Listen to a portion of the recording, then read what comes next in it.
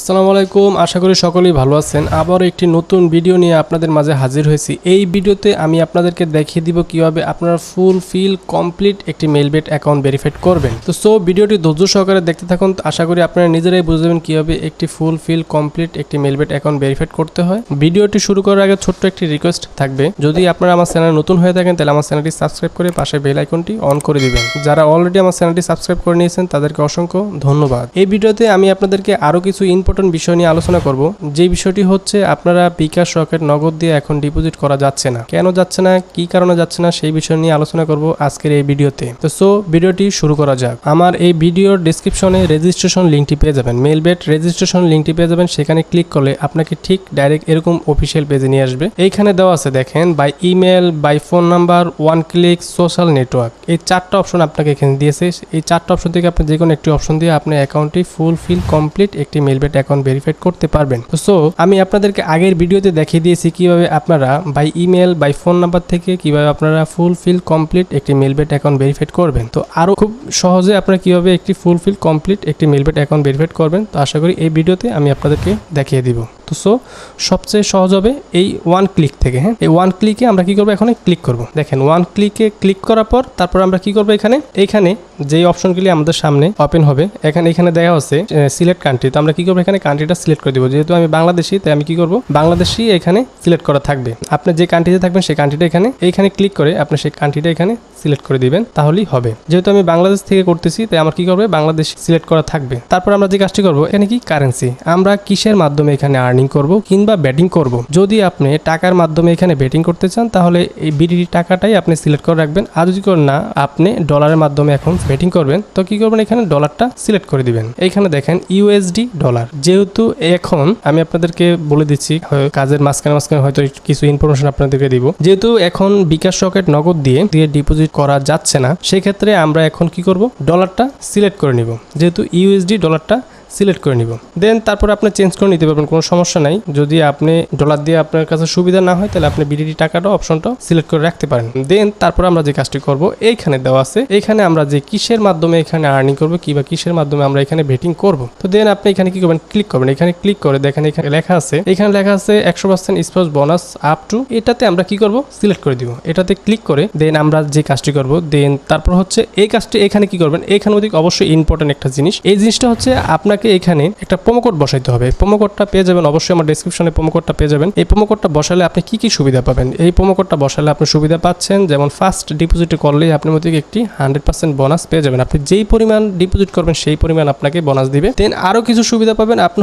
প্রতি শুক্রবার যদি আপনি ডিপোজিট করেন তাহলে যেই পরিমাণ আপনি ডিপোজিট করবেন সেই পরিমাণ আপনাকে বোনাস দিবে। প্রোমো কোডের সুবিধা হচ্ছে এটা। তো আমরা কি করবো, এখানে প্রোমো কোডটা বসে দিব। আর বড় হাতের বসবে, কে ছোট হাতে, তারপর আমরা কি বসাবো, এখানে বোনাস, আর কে বোনাসটা আমরা এখানে কি করব, বসিয়ে দিব মেলবেটের জন্য।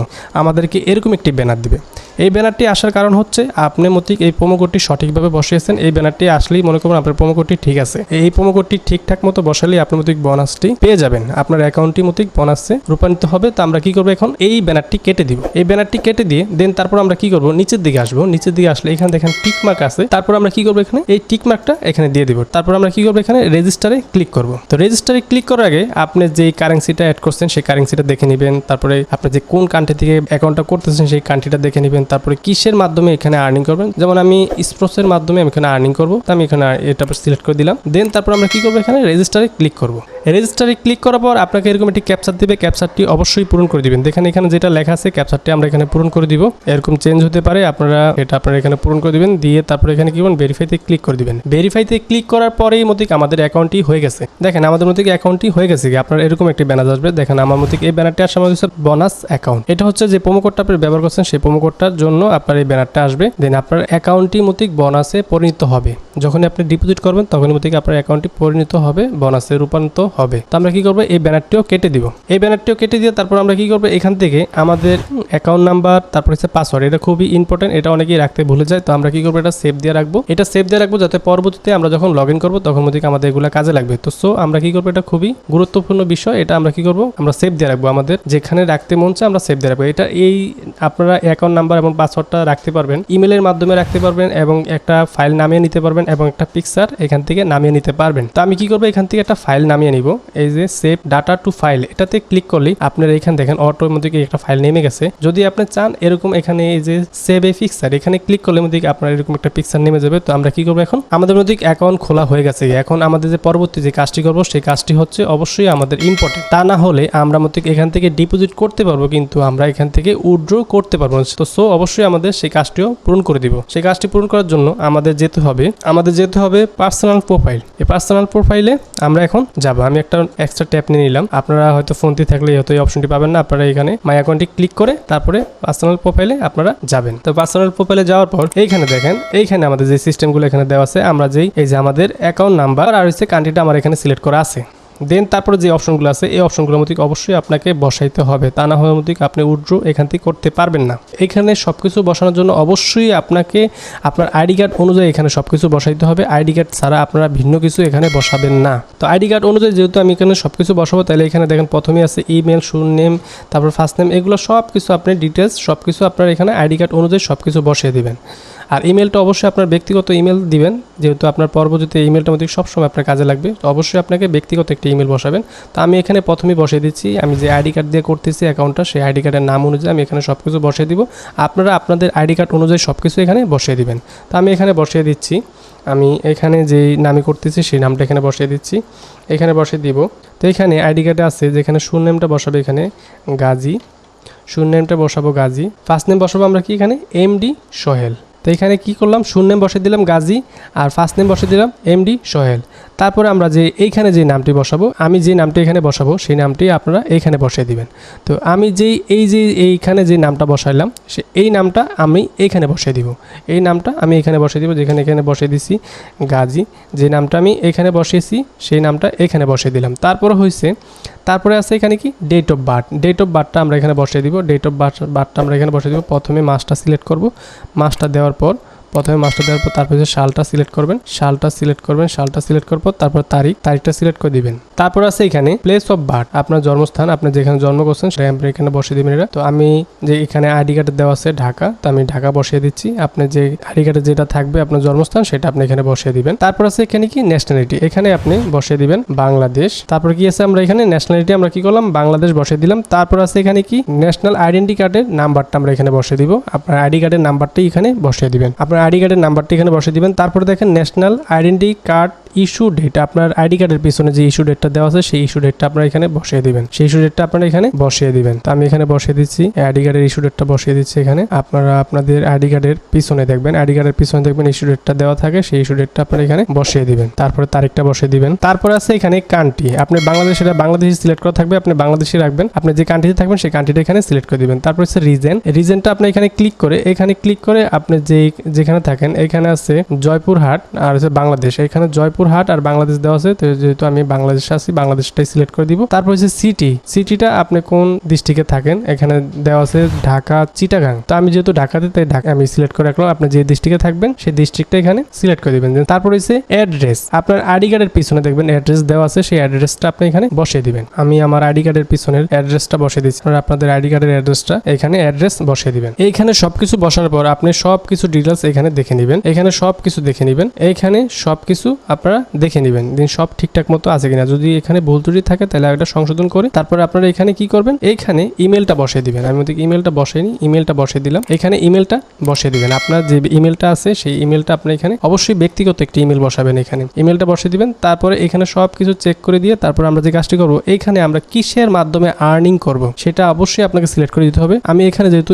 স্পোর্টসের মাধ্যমে আর্নিং করবো, তো আমি এখানে করবো স্পোর্টসটা সিলেক্ট করে দেবো। দেখেন এখানে আমার মতো এখানে সাকসেস দেখাচ্ছে, সাকসেসফুল। তো আমি এটা কি করবো, ওকে দিয়ে দিব। ওকে দেওয়ার পর তারপর আমরা যে কাজটি করবো, এইখানে মতো সম্পূর্ণ ডিটেলসগুলো আমরা মতো সবকিছু চেক করে দিয়ে তারপরে আমরা যে কাজটি করবো এখানে সেভে ক্লিক করে দিব। এই সেভে ক্লিক করে দিলে দেখেন এখানে মতো আমার সম্পূর্ণ ডিটেলসগুলো মতো অটো এখানে সেভ হয়ে যাবে। তো সো আপনার মতো একবার যখন আপনি সেভ করবেন তখন মতো আপনার সব কিছু মতো আপনার মতো এখানে অটো সেভ হয়ে যাবে, আর মতো কখনো চেঞ্জ করতে পারবেন না। তো অবশ্যই আপনাকে সঠিক ইনফরমেশন দিয়ে মতো আপনি এখান থেকে অ্যাকাউন্টটা ভেরিফাইড করবেন, যেন আপনার উইথড্র করতে কখনো কোনো সমস্যা না হয়। তো সো আমার মতো সবকিছু দেখেন এই দেখেন সবকিছু মধ্যে আমার এখানে সবকিছু সেভ হয়ে গেছে। আমাদের এখন ফুলফিল কমপ্লিট একটি মেলবেট অ্যাকাউন্ট ভেরিফাইড হয়ে গেছে।